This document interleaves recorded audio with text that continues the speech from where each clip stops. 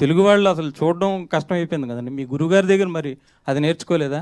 తప్పకుండా అండి, ఈసారి అలా పెడతానండి తెలుగులో. ఇప్పుడు ఇందులో మీరు అంటే మీ గురువుగారి సినిమా పుష్ప చూస్తే కనుక అందులో అందరూ చిత్తూరు యాక్సెంట్ మాట్లాడతారు బాగా, ఎమోషన్స్ బాగా క్యారీ అయ్యాయి అందుకని. ఇప్పుడు మీరు ఇందులో చూస్తే కనుక అన్నీ వేరే లాంగ్వేజ్ వాళ్ళనే పెట్టారు. మళ్ళీ విజయనగరం బ్యాక్డ్రాప్ అంటారు. నేను ఆ ప్రాంతం వాడిని, విజయనగరం ప్రాంతం వాడిని. సో నాకు తెలుసు అది లాంగ్వేజ్ డబ్బింగ్ మీరు చెప్పిస్తే ఎలా కనెక్ట్ అవుతాం అవుదా.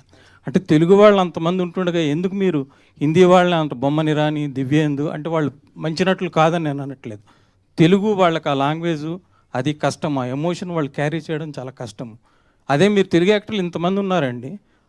మన నరేష్ ఉన్నారు, రావు రమేష్ ఉన్నారు, శ్రీకాంత్ ఉన్నాడు, శివాజీ ఉన్నాడు, నందు ఉన్నాడు, చాలామంది ఉన్నారు. మీ గురువుగారు మరి అట్లానే తెలుగు వాళ్ళందరినీ పెట్టి నార్త్లో కూడా పెద్ద హిట్ కొట్టారు.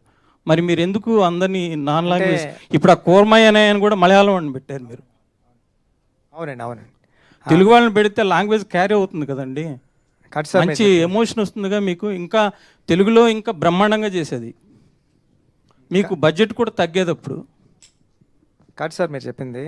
అంటే బొమ్మన ఇరానీ గారు అంటే నార్త్ నుంచి వచ్చిన అయినారు కాబట్టి బొమ్మన్ గారిని అది పెట్టాం సార్. ఇప్పుడు అందరూ అదే పాన్ ఇండియా అని అందరినీ తెచ్చేసుకుంటున్నారు. లేదండి, ఫ్యాన్ ఇండియా కథకి ఆ క్యారెక్టర్ సూట్ అవుతుందని అలా ట్రై చేసింది తప్పండి.